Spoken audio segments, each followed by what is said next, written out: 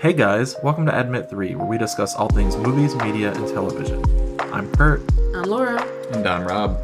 Thanks for tuning in. Welcome back to our coverage of The Last of Us. This week we're discussing episode 6, Kin. Kin picks up 3 months after the tragic events of last week's episode, and finds Ellie and Joel in snow-covered Wyoming, where they reunite with Joel's brother, Tommy. Tommy is living in a peaceful gated community in Jackson, and he's expecting a child of his own with his new wife, Maria. It's about as perfect as a life can get in a post-outbreak world.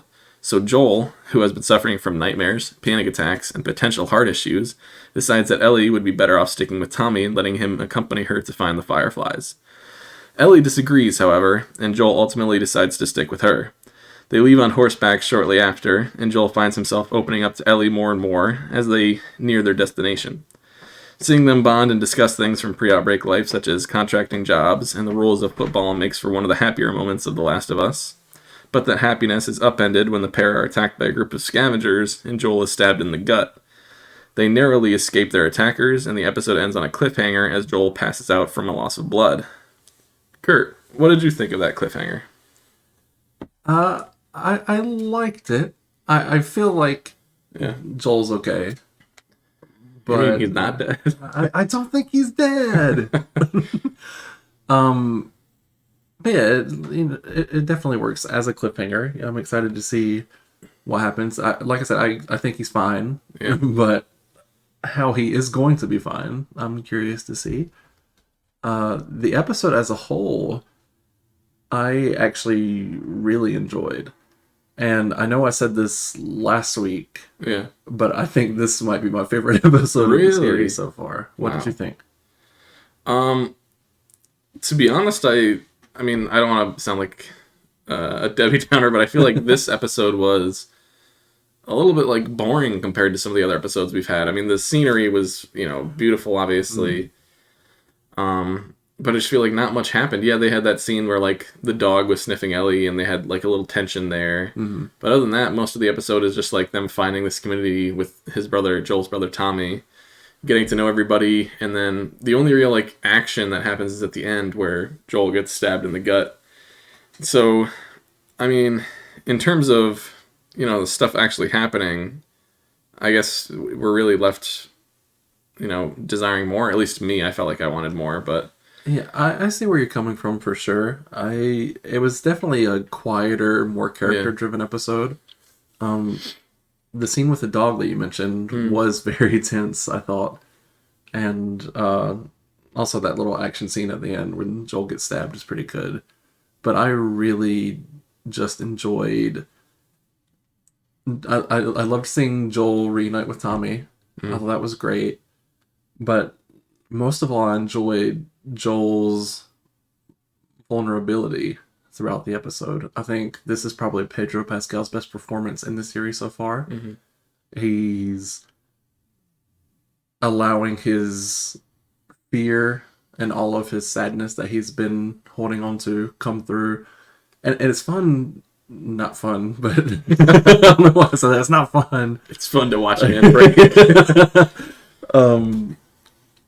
I like the contrast from how Joel was so gruff and macho with his feelings to seeing how now that he's let Ellie in and he's come to care so much for Ellie that he's now feeling fear. And it kind of echoes back to episode 3 when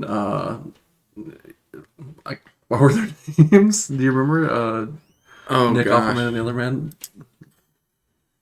I do not remember their names now. Bill and Frank, maybe? I think that's it, yeah. Bill and Frank. Sounds right. Well, he tells them that he was never afraid until he came along. Yeah. And now he's starting to feel all these things that because he's worried that he can't protect Ellie, and he cares so much for her, and he wants to keep her safe.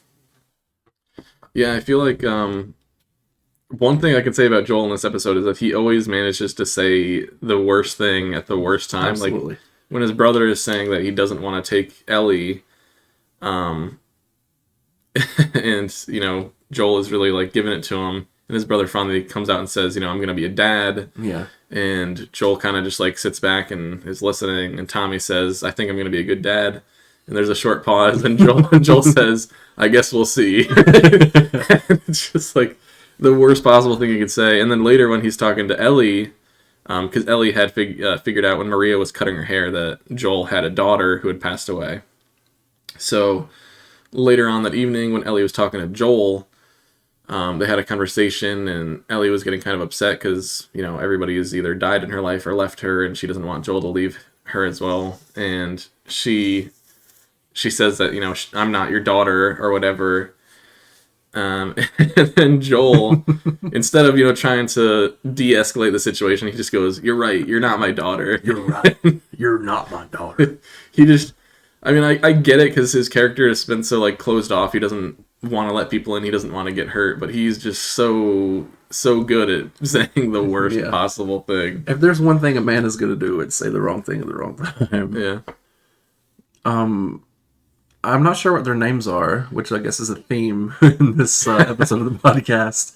But the couple at the beginning of the episode, where they're like hiding out in their cabin. Did we even get their names? I don't know. I'm not sure if we got their names or not. But I that was such a fun scene for me. I really enjoyed that, and it was it showed like a positive side to humanity. I think that they were able to, you know, be strangers in a tense situation and manage to get along and care for each other just a little bit. Right. But the banter between the husband and wife was so very funny. good. It was so good and so funny and felt so natural.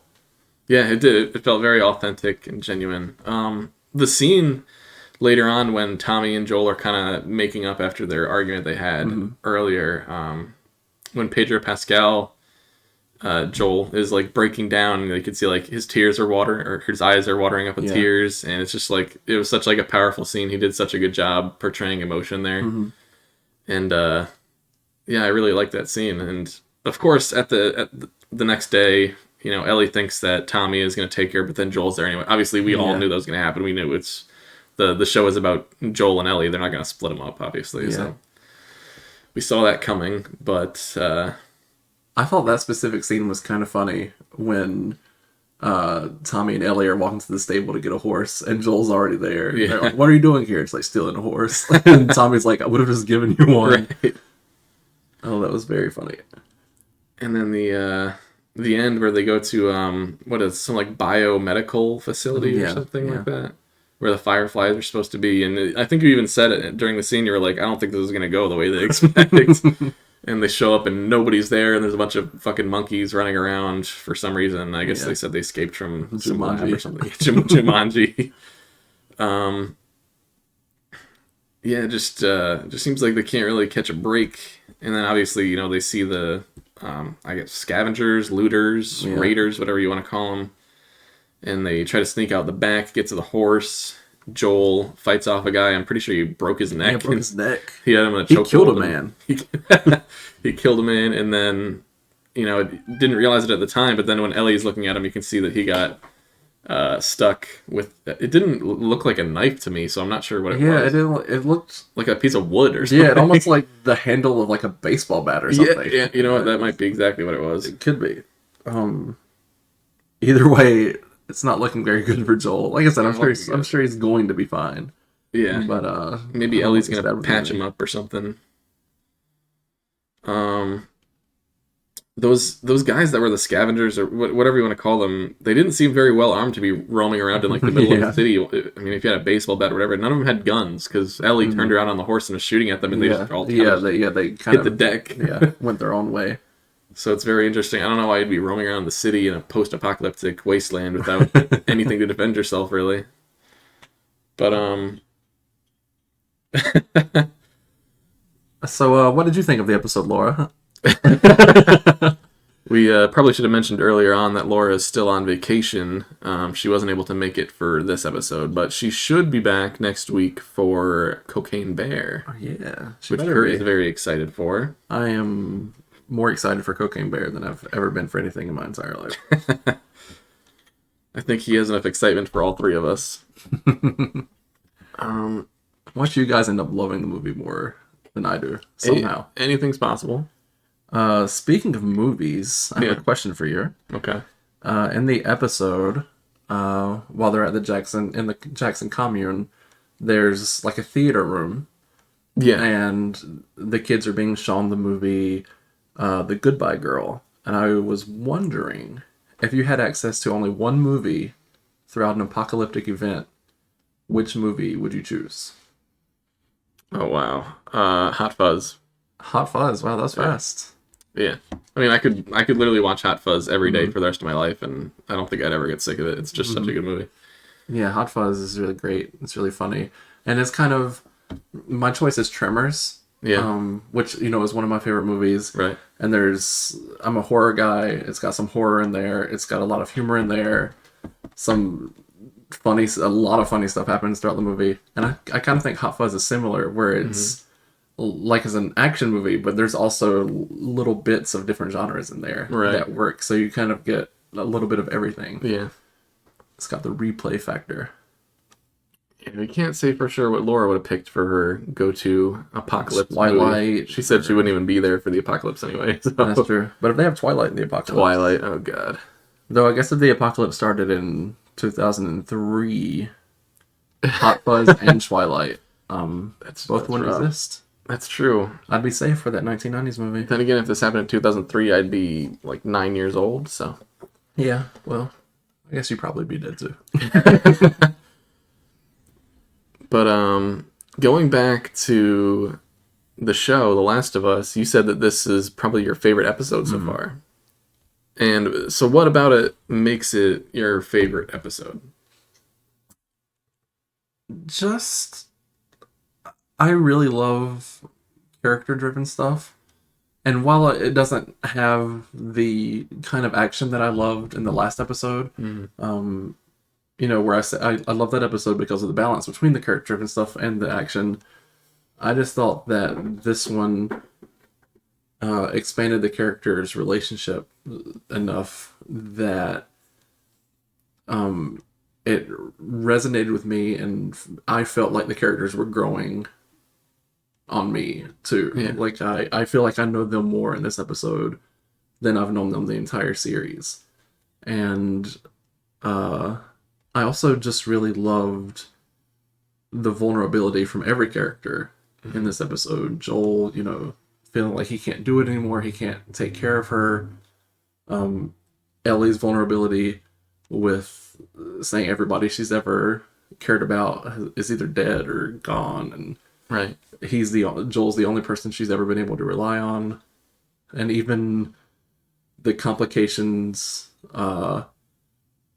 with Tommy's living his own life. Joel expected he'd come, and him and Tommy would go do this together, and they'd be the brothers that they always were. And Tommy's got his own life now, and Right. I just really loved all of those character moments and the interactions that happened. And I'm curious to see if the Jackson community comes back into play, because they said that they always have a place there. They're always welcome. So maybe that ends up being how Joel gets patched up from his baseball bat injury or whatever. Yeah. Didn't they, because there was like a time skip between when they left that place with Tommy and when they actually got to the lab or whatever it was. Did it say how much time? I think it was like a couple days or something, or Joel might have mentioned, 4 or 5 days or whatever. I don't know, but I remember there's definitely some kind of time skip. So if Joel was, bleeding out and Ellie had to go back, I don't think they'd make it back in time. Right. So I'm really interested to see how they, fix that. Obviously, I don't believe that Joel's actually going to die in the next episode or at the end of this episode, wherever it was. I don't think that that's what they're going to do. So I'm interested to see how they remedy that situation. Speaking of time skips, I actually really liked that this picked up 3 months after the last episode. Yeah. I thought that was a smart way of kind of starting a new chapter of the series. And I hope to see... I know we saw that a lot in the Bill and Frank episode. It kind of skipped through time. Yeah. But I hope that the series kind of continues to do that more and more. Again, we have not played the video game, so we don't know if it skips in time in the video game in the first or the second game. But I think it lent itself well to this episode for sure, to put some distance between the events that happened and the events that are currently happening. Right. So you said this is probably your favorite episode so far. I'm going to go ahead and say this is probably my least favorite episode so far. And that's not to say that it's a bad episode. I just feel like all the episodes are pretty strong, and it's tough for me to decide on one specifically, you know, that I think is the worst. But this one, for some reason, it just kind of felt kind of boring to me. Like I said, you had that scene in the beginning where Ellie is being sniffed by the dog, and you're not sure what's going to happen. That was kind of cool. You had a lot of interpersonal stuff between Joel and his brother. But a lot of that stuff is kind of just like, I mean, I don't, like you just said, we haven't played the games. I don't know if that's going to come back into play or if that's just in the past. They're never going to go back there. It's just, you know, it was a one-off thing. So I kind of wish there was just more stuff that felt impactful in the episode. I guess we did get a lot of, you know, character development for Joel, which was pretty cool. I definitely got to give props for that. We also got a lot of character development with Tommy. Yeah. We see where Tommy was in that first episode.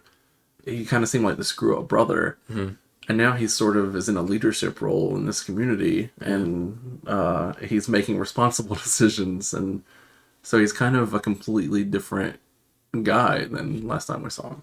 Yeah, he really cleaned up his act. So you said it's your least favorite episode of the series so far. What grade do you have in mind?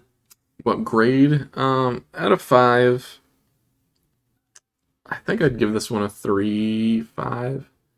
I'm somewhere between 3 and 3.5. Yeah, that's a good score. Yeah, I think that might be my lowest score of the series so far. I mean, correct me if I'm wrong. Obviously, we can go back and check, but I don't know if I've given any episode below a 4 yet. So maybe I've given one a 3.5 as well. But I think you gave one a 3.5. I don't remember if it was last week or the week before, but I do think there was one episode. Yeah. I'm gonna give this a 4.5. Whoa. Episode 3, I gave a 4.5, and I think last week I also gave a 4.5. I don't think it's a perfect episode, but I do really love the vulnerability. I really love the location, the Wyoming location, especially with the snow. It was beautiful and poetic in a way. So I really enjoyed it. I'm excited to see how the cliffhanger is resolved next week. Maybe Joel's dead, and we'll be really surprised. It's the season finale, and they just trolled us the whole time. Speaking of the season finale, I was just reading a few minutes ago that the runtime was announced for the season finale, and it's only 46 minutes long. Wow, really? That's just like the shortest episode of the series so far, so I'm curious to see. It's just they kill Joel at the end of the series. I think kill Ellie, everybody's dead. We were actually talking about that, like how are they going to end off this season, because obviously I think there's 2 games, right? So yeah, there's 2 games so far. So who knows if they're gonna do it exactly like the games where they end off on a specific point and then pick up on the next game with the next season. Like who knows what's gonna happen, but I guess we'll have to wait and see. Yeah, and we'll have to play that remaster of the game when it comes out next month too. Yeah, I can't wait for that. Definitely looking forward. But make sure you guys tune in next week for Cocaine Bear. And then obviously we've got, what is it, episode 7 next week? Episode 7 of The Last of Us next week. Hopefully Laura will be back. She better be. Yeah, or Admit 2 for the one. Alright guys, thanks for listening. Catch you next time. Hey guys, be sure to follow us on social media. We are at Admit3Pod on YouTube, TikTok, Twitter, and Instagram.